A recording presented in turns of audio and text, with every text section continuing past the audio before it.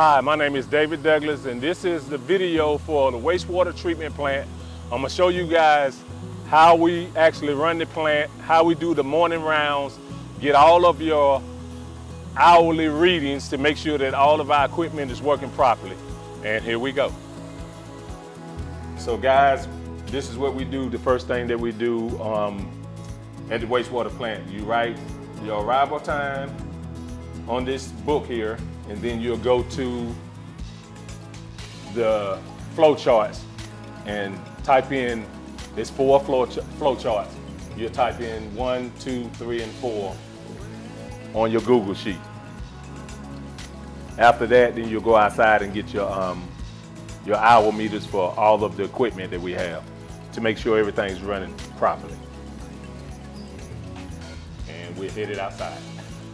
Okay, so before I get the rest of my numbers, I come and I check the auger, which is the grit channel part, and I'll scrape out what the grit we picked up from the night before, clean that off, and then I go over here and check the auger, make sure this is working properly, rake everything down so it won't pile up. Then I come over here and check the actual auger system, make sure there's nothing hanging up or binded up in here, clean that out, and then we'll go over here and get these numbers. So these are the first set of numbers that I have to get from the mixing system, which mixes out of the digester tanks.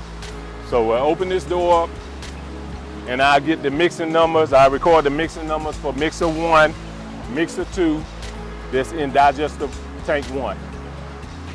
And what do those numbers tell you? It lets me know how long that mixer actually ran. So if I have one mixer that ran, it's supposed to be within a 24-hour period.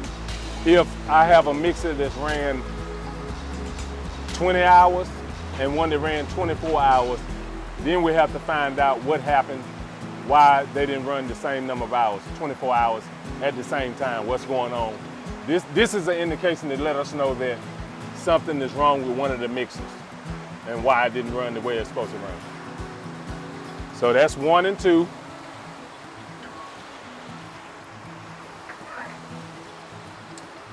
This is mixer 1 and 2 for digester tank 2.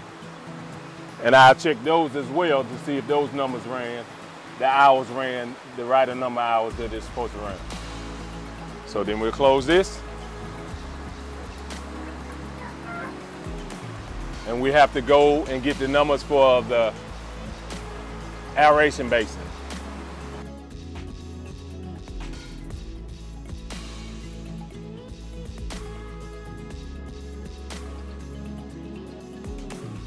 All right, guys, so now we're at basin 1. We have 6 aerators in basin 1, so I have 6 hour meters that I have to check and make sure that they give me the proper number of hours, depending on what is going on biologically in the tank. That will determine how many hours that our ORC wants to run each aerator. So now I'm getting the numbers off of aerator 1, aeration basin, aerator 1-1, and 1-2. I'll record those numbers on my Google sheet, and I'll go to the next one, and I get the aerators numbers from aeration basin 1, 1-3, 1-4, and 1-5.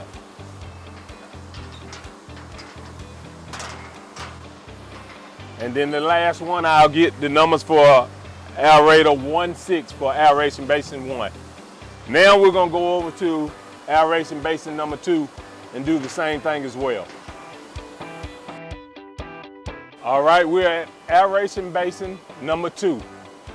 And I'm gonna get the numbers for the aeration basin for all 6 aerators in number 2. This is 2-1, 2-2,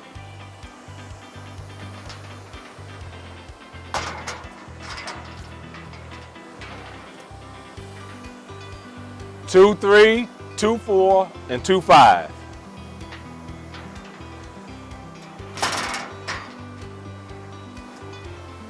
and 26. I'll record all 6 numbers, and that'll let me know if something went wrong with one of the aerators, depending on, they're all on a timer. So our ORC have them set up for how he wants those aerators to run in the basin, depending on how the microorganisms are working. When it's really cold, they run a certain way. When it's hot, they run a certain way. It depends on how much food they need, how much air they need. That's why it's called an aeration basin. So that's how we run the aeration basin in both aeration basins. So now we're gonna head to the return building to get the numbers off of the return pumps.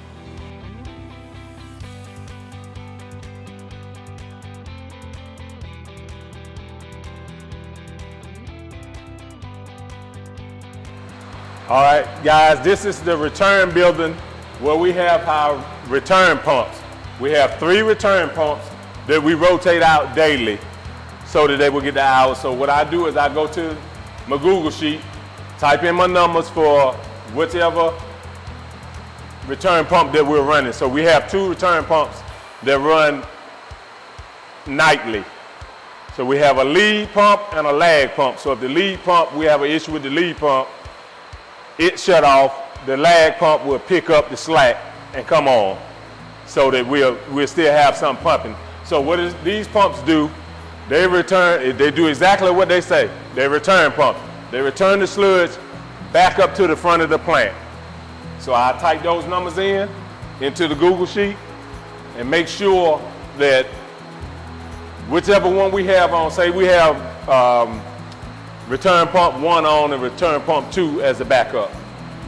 If I type the numbers in on return pump 1 in a 24-hour period, it should run around 23, 24 hours.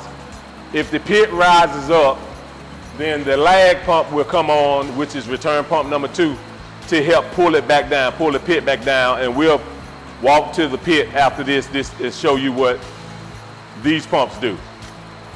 And that's it for the return part.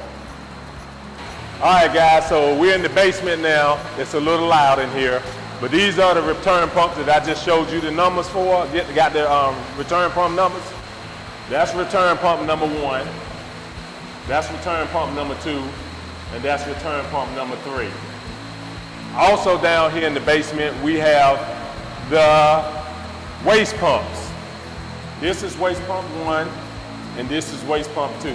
I'll be showing you waste pump 1 and waste pump 2 in the thickener building where we get the numbers from for those pumps as well.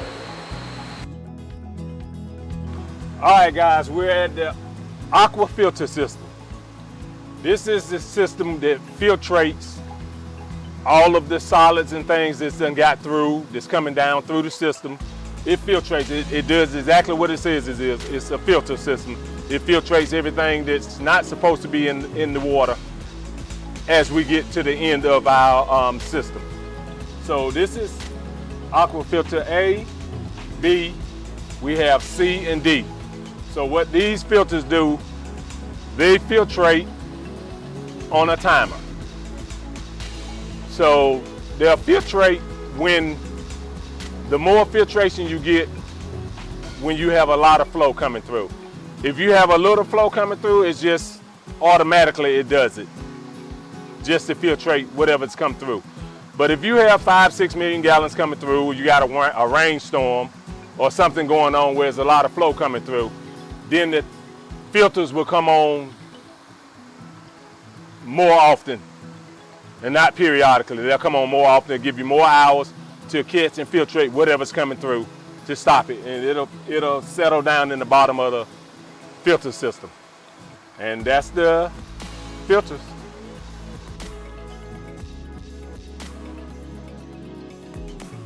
So guys, this is called the contact tank. This is when it leaves the aqua filter system, comes through to the contact tank. We dispense the chlorine and the bisulfite, mix it up to kill all of the pathogens that the filtration system didn't get. So this is the last line of defense here. So this is called your contact tank. where you dispense chlorine and bisulfite. So guys, again, this is the contact tank where we dispense the chlorine. The chlorine is dispensed over on the front part of it after the filters, and it's called a channel. Contact tank, but it's a channel, and it just runs through a channel. Sends it all the way through until we get to the ending product, and we dispense the bisulfite, which neutralizes the chlorine before it goes to the creek.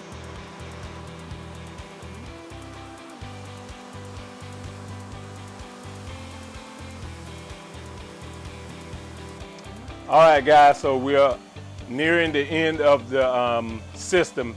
So this is where we dispense our chemicals, which is our chlorine and our bisulfite. We have 2 pumps. This is the chemical pump. This is the bisulfite pump. They're both chemical pumps, but one is for the chlorine and one is for the bisulfite.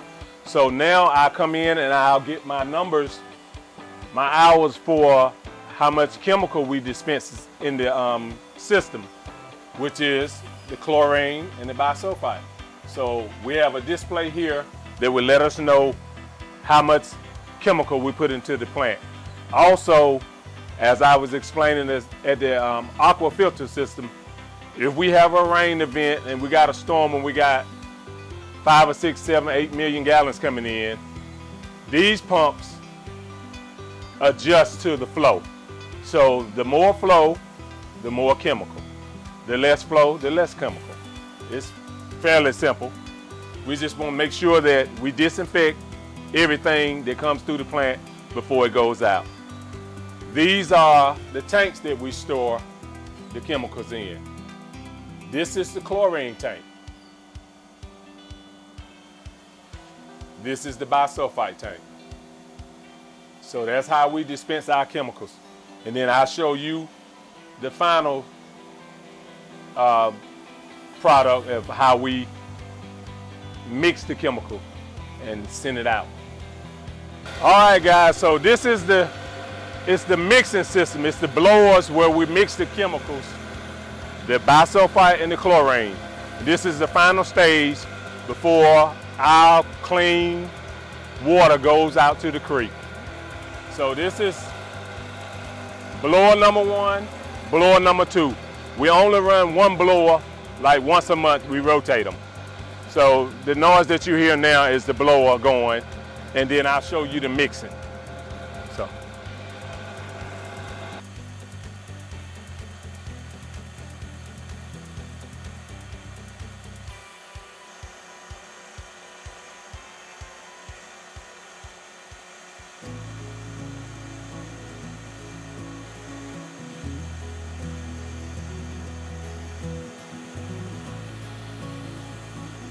All right, guys, so this is the day in the life of a wastewater treatment operator in Mebane, North Carolina.